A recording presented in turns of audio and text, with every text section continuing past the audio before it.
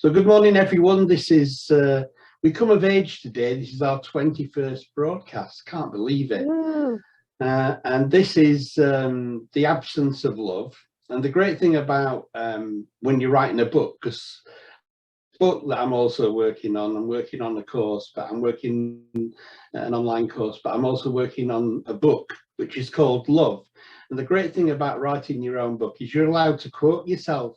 So today I'm seeing what I have to say on a quotation of something that I wrote previously. And the quotation is, "Love is who we are, and everything else in our experience and our personalities is an absence of." So it's called The Absence of Love, and this is what I've written. I keep seeing memes which tell me that hate and prejudice are learned, that no one showed up that way. Others ask us if we can remember who we were before we were told who we are. The world sure has its influences on us. So there we were, lying in a pool of amniotic fluid, warm and secure, living and growing each day in such peace and joy. Some of us shared that space, but back then the soft, persistent sound of our mother's heartbeat. Our first meeting with this world was painful, tearful, a shock. But after a while, things calmed down again. We were wrapped in clothes and then tightly in a blanket and got used to a new kind of comfort and being looked after. Eventually, though, we found we could not have what we wanted when we wanted it. That growing in this outside world could be painful, and the tears began to flow again. A similar experience awaited us in later years. For some earlier than others, we learned that we needed to fit in social behaviours before we would be heard, recognised or taken seriously. Towing the party line became an easily learned behaviour, even if we did not like it. The truth is, we are all from a common source of love. Love is who we are, and everything else in our experience and our personalities is an absence of that love.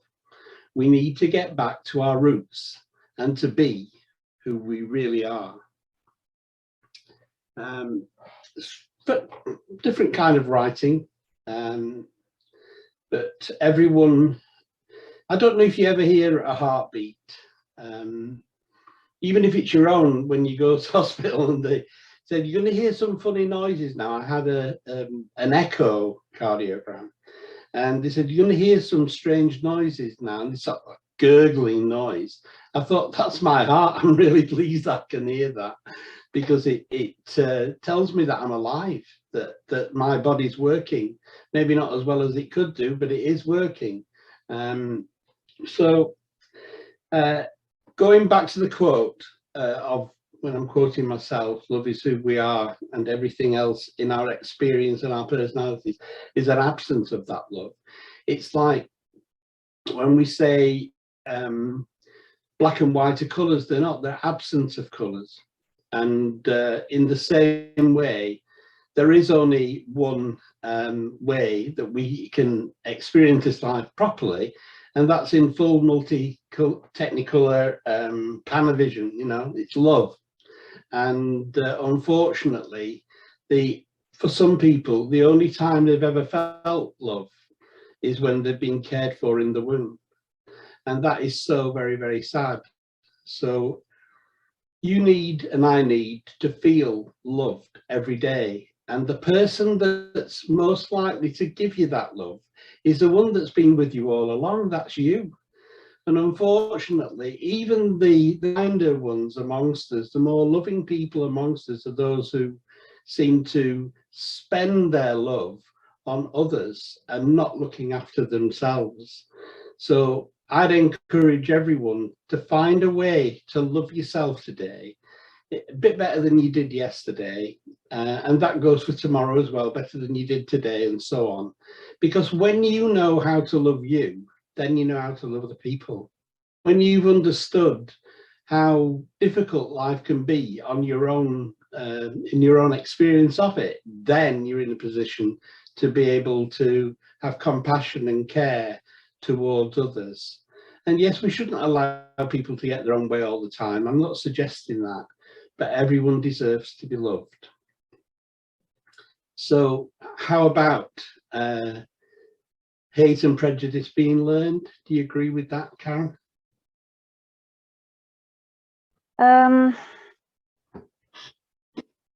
I believe what happens to us is, well, we're born into this world pure love, and along the way we learn mechanisms to protect ourselves because we've projected ideas onto, you know, and experiences. So yeah, we learn specific behaviors in order to protect yeah, from harm, but it's usually harm of the ego rather than physical harm. Yeah. We start to create these beliefs as young children about ourselves. Perceived harm, perceived. Yeah. And what about this statement I've made, or that's made regularly, about trying to remember who we were before we were told who we are? Yeah, that's exactly it. Coming back to that, when we shed these beliefs and ideas and we let go of the layers, it's like de-armoring. You know, we build up the shell around ourselves and gradually release them as we start to see that we've created these barriers ourselves to protect ourselves from something that we don't actually need protecting against. It's strange, isn't it, how we're shown that or society seems to recognize people who have great academic ability. They've learned so much, but in actual fact, it's in the unlearning that that we become more spiritual, more loving, more kinder, more caring, better human beings. It's by unlearning. And it seems to be so much at odds with the way society is set up. My wife's a teaching assistant, so that the kids are being regimented for the sake of the system. And okay, they do need to learn to read and write. That's probably the best thing that you can do for a child, is allow it to make its own discovery of things they're interested in. You know, you can just, when I was little, you couldn't type it into Google. If there was something that you were particularly interested in, I've been reading a lot about the James Webb Telescope. I'm fascinated by it, and I know not everybody is. But in my younger days, I'd have had to go to the Central Library and order a book, and I have done that in the past. Ordered a book, and it'll be here next week. Oh no, it didn't come in. It'll be here the week after. But now, you know, if you can read, you can find out so much. But really, school can be a place where you're being conditioned to fit into society. And really, school should be a place where we discover what talents children have and bring them to the fore. It can be enhanced by whatever talents and gifts and graces that these young people have. So yeah, it just strikes me as really strange that it's in the unlearning that we become better human beings, better lovers, better people for being kind and helpful. It's when we stop focusing in on what you were just talking about there, self-preservation, and start thinking about the whole of humanity. How can we benefit the whole? And that includes us. It's not that we're forgetting ourselves in it. We're part, if it's good for other people, it's good for us as well. So yeah, it just makes you think, you know, who were we? Have you got a definition who you think you were before you were told that you were something else? I wasn't anything. I was nothing but everything, as they say. Yeah, I understand that. My definition is love. I was Yeah, love. well, we all are. And yeah, and that's the initial stage, but we learn, hey, that's probably harking back to what the other meme that I was, or memes that I was referring to. But there is some reversion therapy, do they call it, where they take you back to the womb and they have regression. you regression therapy, I beg your pardon, Mm-hmm. and they take you back to the womb and they allow you to feel how secure and loved you were back then. Mm. And the fact that you have that memory for them to regress you to suggests that if you do your meditation or your prayer, or you just go quiet for a while, remember that. Just think about that time when you were surrounded by amniotic fluid or love, whichever way you want to describe it, and just feel that security again, because that's how secure we ought to be able to feel all day, every day, I think. Even when we're going through difficult times, being from the background I am, having sort of the Bible and Christianity, Jesus said that in this world you have tribulation, but fear not, I have overcome the world. And I don't think he was saying it now. I mean, at the time that I was told it, I thought it was like a one-off thing for Jesus. But I think that he was trying to say, look, it's possible to overcome the world. It's possible for you to feel secure. And even though everything's going wrong around you, in your opinion, in your perception of it, it's still possible to find peace in the midst of troubles that you're going through. Yeah. The first meeting we had with the world was a painful and tearful one, a shock. You're in this cold environment, you've been in this warm environment, and then somebody hits you on the backside. I mean, it's a beautiful way to come into the world, but that's how a lot of us did. And as soon as the baby starts to cry, everybody's so relieved and so pleased. But I'm sure for the baby, it's a complete and utter shock. What am I doing here? Why couldn't I stay where I was? I was quite comfortable where I was. And that's also a simile for life, isn't it? A metaphor for life, that we need to be ready for things to come our way that we don't really want, but we're strong enough because we can overcome the world. Looking back down there a bit further.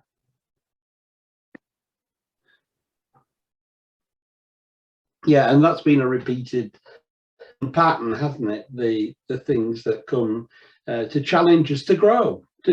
It's like, does the sunlight hurt the plant as it's pushing through the soil? Is it painful? Never been a plant that I remember, so I don't know. But maybe it's through adversity that we create something beautiful in this world. And then this, needing to fit in, being told that you need to fit, and towing the party line. It's survival. It's what you were saying before, Karen. It's survival. But the truth is, we're from a common source. We are one, in that we are all, in my definition, from a place of love. And that's where we should be acting from our roots, from our love roots, not from our experiences in this world roots. And so this article is in my book, or it will be when my book's published, The Absence of Love. Any more thoughts on what I've been saying, Karen? It's funny because I was talking with someone last night, and a lot of people's suffering is caused by an underlying belief usually, and it's a belief that's been reinforced.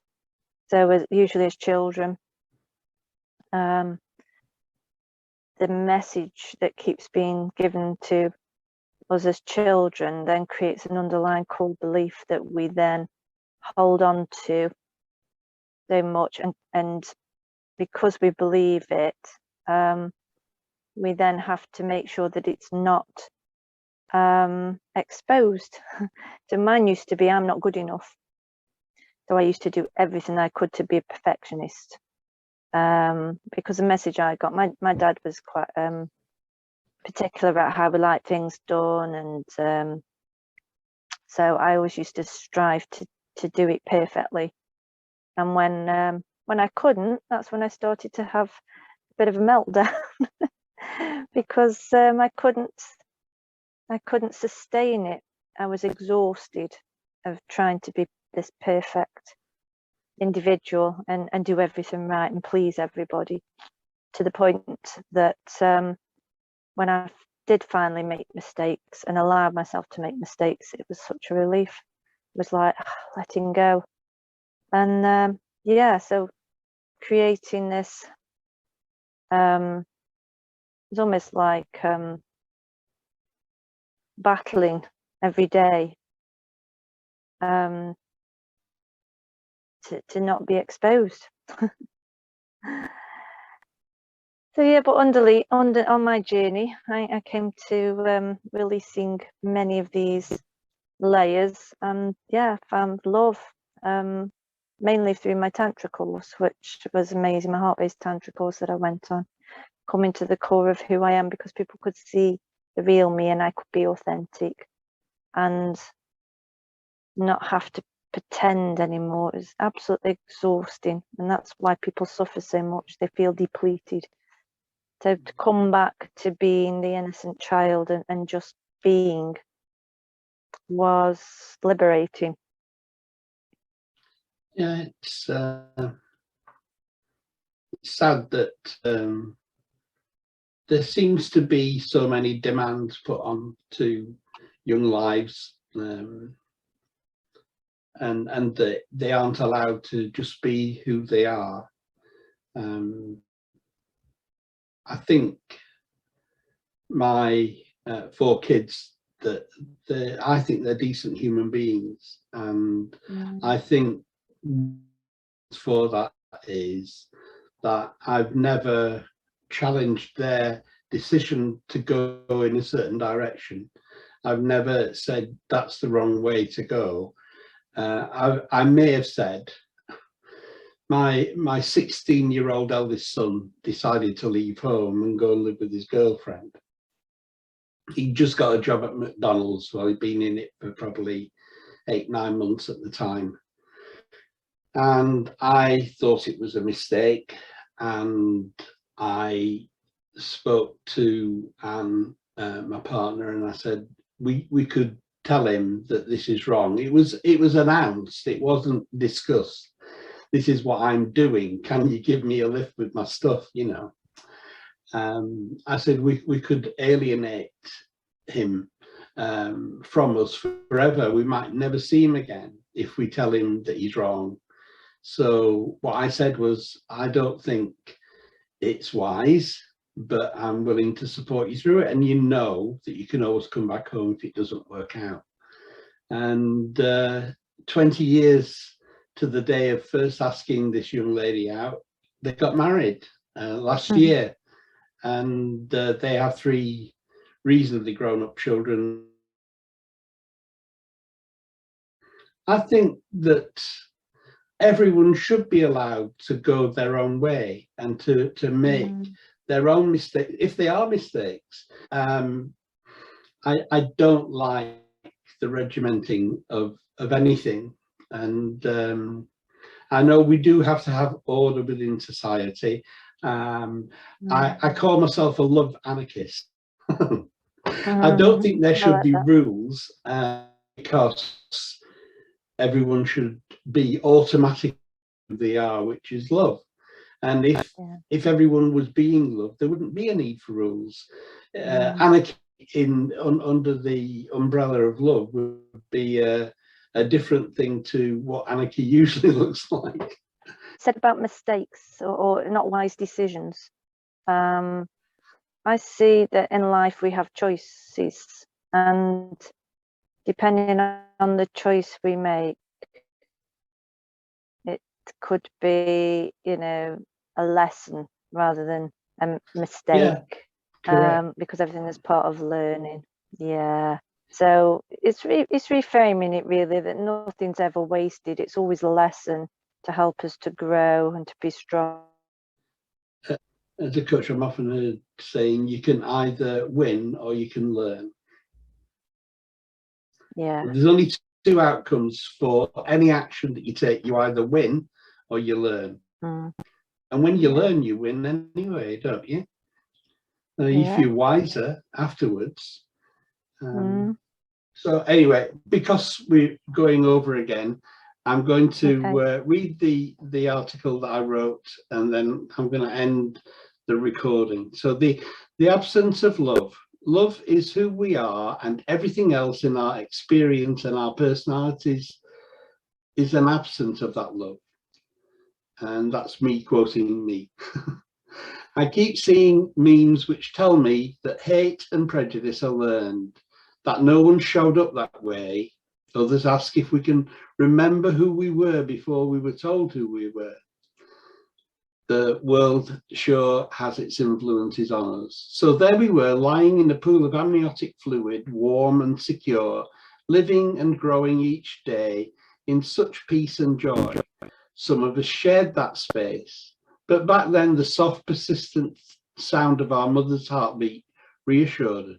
Our first meeting with the world was a painful and tearful one, a shock, but after a while things calmed down again.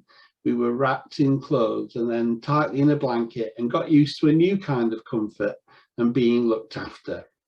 Eventually, though, we found we could not have what we wanted when we wanted it. That growing in this outside world could be painful, and that tears began to flow again. A similar experience awaited us in later years. For some, earlier than others, we learned that we needed to fit into certain social behaviours before we would be heard, recognised or taken seriously.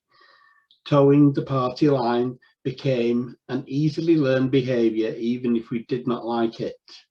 The truth is, we are all from a common source of love. Love is who we are, and everything else in our experience and our personalities is an absence of that love.